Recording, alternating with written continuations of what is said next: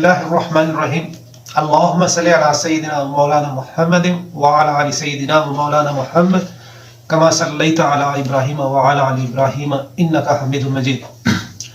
आज मोहतरम इमरान खान साहब ने कौम से खिताब किया और उसमें चंद ऐसी अहम बातें की जो वो कहते हैं कि मुझे खुद भी यकीन नहीं था, लेकिन इब्तिदा उन्होंने की कि रूल ऑफ लॉ से माशरे बनते हैं और तरक्की करते हैं, फलाही की मंजिल होती है, और जंगल के कानून से माशरे तबाह और बर्बाद होते हैं।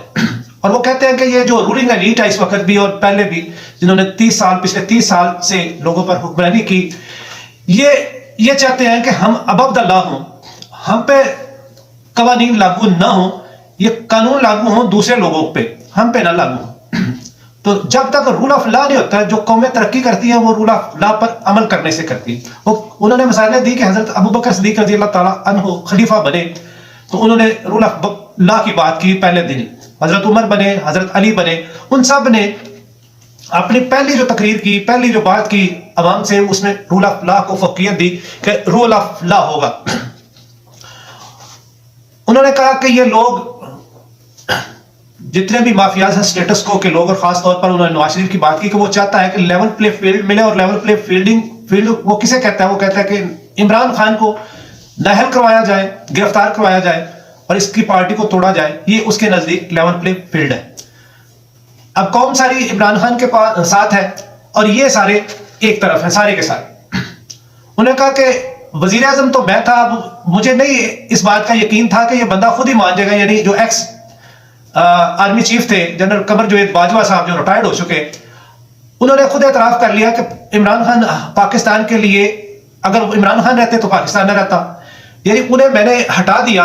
उन्होंने कहा कि शहबाज शरीफ उनकी चॉइस थी और वो पहले ही फैसला कर चुके थे, इसी वजह से हमें समझ नहीं आती थी कि सिर्फ मेरे दौरे हुकूमत में सिर्फ शहबाज शरीफ पर एक ही केस बना, एक 8 अरब का और एक 16 अरब, टोटल 24 अरब का जो मनी लॉन्ड्रिंग का था।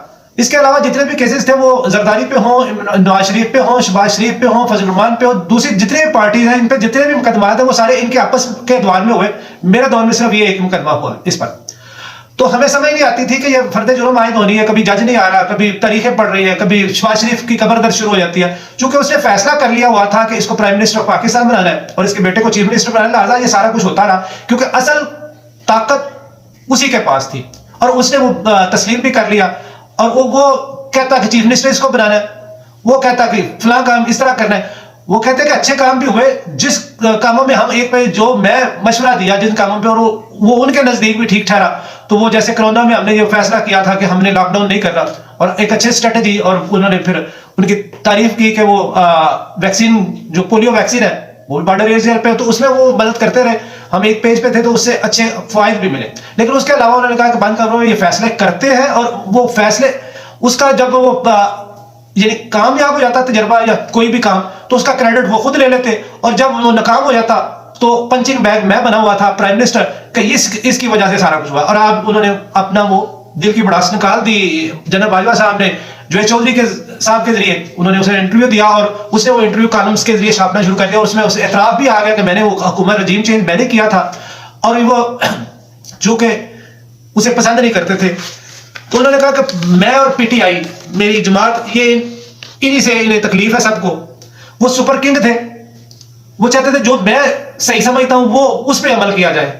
उन्होंने कहा ना, ये उस्मान बुज़दार को हटा के तो अलीम खान को लगा दिया जाए चीफ मिनिस्टर पंजाब, महमूद खान को हटा के दूसरे को लगा दिया जाए। वो कहते हैं कि उन्होंने शौकत तरीन पे भी बातें शुरू कर दी कि शौकत तरीन फॉरेन पॉलिसी पे भी एक बंदा था, अकले कुड़ था, वो हर बात जो मैं कहता हूं वो करो, यानी जो अच्छा काम हो जाए वो तो उसने किया, और जो बुरा हो जाए वो फिर पंचिंग बैग था इमरान खान। उन्होंने कहा कि इकॉनमी इन्होंने तबाह कर दी। जब मुझे फारग किया गया, मुझे तबाह निकाला गया कि मैं मुल्क के लिए अच्छा नहीं था। उस वक्त क्या था सूरत हाल कि डॉलर 178 रुपए का था, और उन्होंने एक रिपोर्ट दी, IMF की रिपोर्ट थी फरवरी 2022 की। उन्होंने कहा क्या, उसने 4 पॉइंट्स रेज किए। उन्होंने कहा कि IMF ने कहा 2022 में कि पाकिस्तान की इकॉनमी बड़ी तेजी से ग्रो कर रही है। नंबर 1, बड़ी तेजी से पाकिस्तानी इकॉनमी ग्रो कर रही है, और दूसरा कि सस्टेनेबल है, यानी ऐसी नहीं है कि ये बस आ गई اللہ کے کرم سے یہ اسی طرح آگے بڑھتی جائے گی, بڑی تیزی سے گرو بھی کر رہی ہے اور آگے بڑھتی جائے گی. اور تیسری بات, اور انہوں نے کہا کہ اس میں وہ جو سسٹینیبل اکانومی ہے اس میں انہوں نے کہا کہ 6 کروڑ افراد نچلی سطح سے متوسط طبقے میں آئیں گے, مڈل مین, یعنی کہ ان کے ترقی بڑھے گی. یہ پیسہ اتنی فراوانی پیسے کی آئے گی کہ جس سے غربت کم ہوگی اور لوگ نچلے طبقے سے اوپر والے طبقے میں پروموٹ ہو جائیں گے. 6 کروڑ افراد.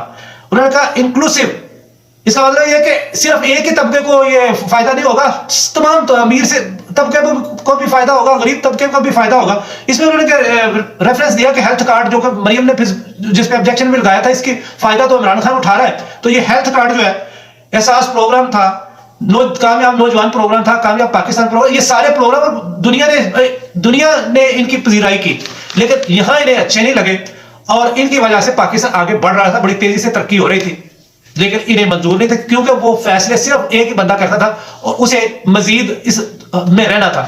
اور اسی کے بارے میں اس تقریر میں تو نہیں انہوں نے کہا, لیکن یہ ساری باتیں نکل چکی اب کہ امریکن کو اشارہ اسی نے کروایا اور اسی کے ذریعے سے سارا کچھ کروایا گیا کہ یہ آپ کے لیے ٹھیک نہیں ہے, یہ فارن پالیسی بھی جو رشیا جا رہا ہے یہ میرے کہنے پہ نہیں, یہ خود ہی جا رہا ہے اور آپ کو یہ نیچے دکھانے کے لیے, یعنی ان کے ہمدردیاں گین کرنے کے لیے, ان کے لیے اچھا بننے کے لیے سارا کچھ کیا اور اس کو نکلوایا. انہوں نے کہا کہ یہ جو انکلوسیو ہے, اس کے بعد چوتھے نمبر پہ جاب رچ, یعنی کہ یہ ایسا پروگرام چل رہا ہے پاکستان میں, ہماری حکومت میں, یہ IMF نے کہا تھا کہ جاب رچ میں نوکریاں, اس میں روزگار تیزی سے نکل رہا ہے. اور پھر یہ ابھی پیچھے میں نے تقریر سنی تھی مریم کی, وہ کہہ رہی تھی کہ جی اس کے دور میں کوئی نوکری نہیں نکلی. تو میں نے پچھلے ویلاگ میں کسی میں کہا تھا کہ وہ 55 لاکھ کہتا تھا کہ میرے دور میں روزگار نکلا, جبکہ اسحاق ڈار نے اس کو تنقید کرتے ہوئے کہا کہ نہیں یہ جھوٹ بولتا ہے, 55 لاکھ کی 32 لاکھ نکلی. یعنی یہ کہہ رہی ہے کہ نکلی نہیں اور وہ کہہ رہا ہے کہ 32 لاکھ نکلی, یعنی کہ بڑی تیزی سے روزگار بھی پیدا ہو رہا تھا. اور اس کی انہوں نے مثالیں دی کہ فیصلہ آباد میں بالکل جو یہ صنعت تھی وہ تباہ ہو چکی تھی, اب پھر دوبارہ تباہ ہو رہی ہے. اس وقت وہ ان کے پاس شارٹیج ہو گئی تھی مین پاور کی, انہیں بندے نہیں مل رہے تھے کام کے لیے یہ کپڑے کی صنعت کو. انہوں نے پھر اپنے دور حکومت اور آج کے دور حکومت کا تھوڑا سا موازنہ بھی کیا کہ آٹا اس وقت کیا ہے اور میرے دور حکومت میں کیا تھا, اور گھی اس وقت کیا تھا. جبکہ پام آئل انٹرنیشنل ہم امپورٹ کرتے ہیں تو پام آئل کی قیمت انٹرنیشنل مارکیٹ میں اب آدھی رہ گئی ہے. تو ہم 470 میں ہمارے دور میں تھا, پام آئل انٹرنیشنل مارکیٹ میں اس کی قیمت بہت بڑھ گئی تھی, اب آدھی رہ گئی لیکن 550 کا ہو گیا. اسی طرح پیاز کا انہوں نے کہا, اور دوسری جو ضروری اشیاء صرف ہیں ان کے بارے میں انہوں نے کہا. لیکن اصل بات یہ ہے کہ وہ کہتے ہیں کہ قوم ایسے اب آگے نہیں بڑھ سکتی. یہ بند کمروں میں بیٹھ کے فیصلے کرنے والے جو ہیں, جو اپنے آپ کو عقل کل سمجھتے ہیں اور کہتے ہیں کہ ہم چلائیں گے بھی اسی طرح, اس طرح پاکستان نہیں چل سکتا. جب تک فیصلے ملک کے لیے نہیں کیے جائیں گے اس وقت کچھ نہیں ہوگا. یعنی اب بھی سوچنا ہوگا, اور اس کے لیے وہ بارہا یہ کی بات کہتے ہیں کہ عدم استحکام کو ختم کرنے کے لیے فری اینڈ فیئر الیکشن کے ذریعے فریش مینڈیٹ چاہیے.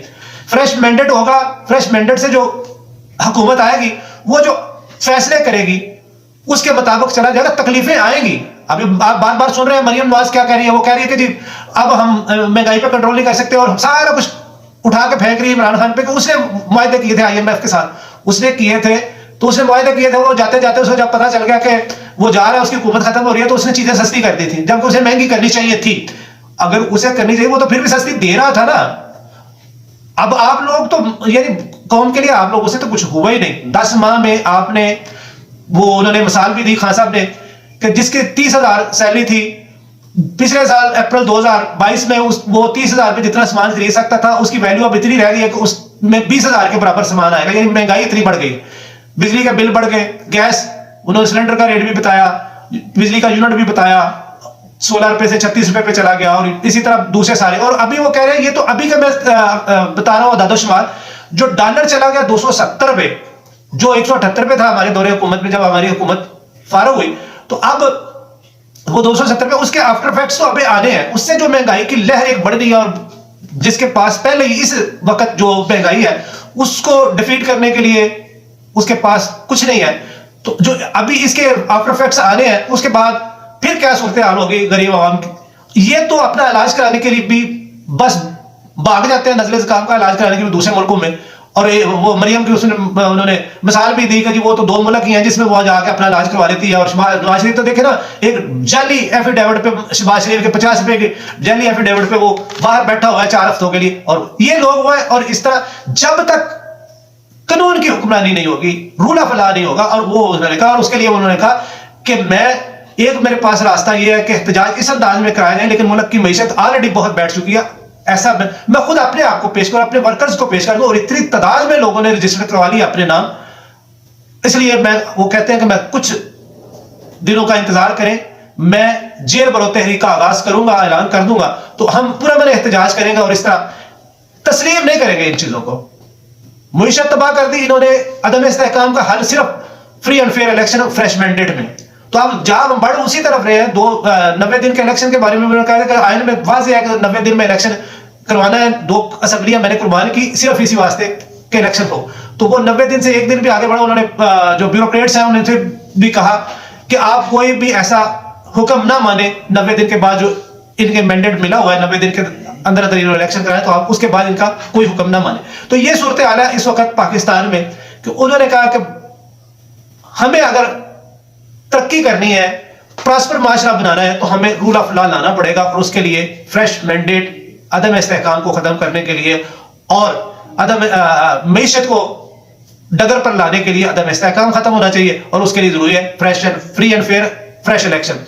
तो इसकी तरफ वो कहते हैं पढ़ा जाए। उन्होंने और भी मिसालें दी। उन्होंने कहा कि अभी तक हम जो बेहतरी की तरफ जा रहे थे वो तरसीलात ज़र की वजह से थे, जो हमारे बरूने मुल्क मुकीम पाकिस्तानी है उनके जो पैसे भेजते उसकी वजह से थे, लेकिन सरमायाकारी अभी क्योंकि एतमाद ही नहीं किसी इन लोगों पे, क्योंकि इनके अपने डॉलर्स बाहर पड़े हुए हैं, इनके महल्लात बाहर है, इनका पाकिस्तान के साथ कोई वास्ता ही नहीं है।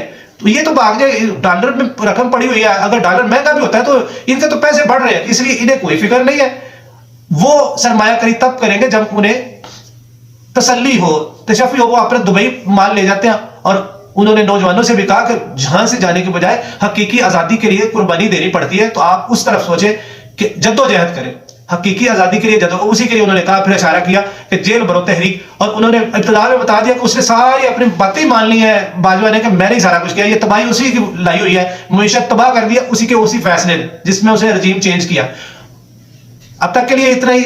दुआ में याद रखिएगा, मेरे इस चैनल को सब्सक्राइब करें, बेल आइकन को प्रेस करें ताकि आने वाला हर वीडियो का नोटिफिकेशन आपको मिल सके। लाइक करें, कमेंट करें और अपने दोस्तों के ग्रुप में शेयर करें। इजाजत दीजिए, अल्लाह हाफिज।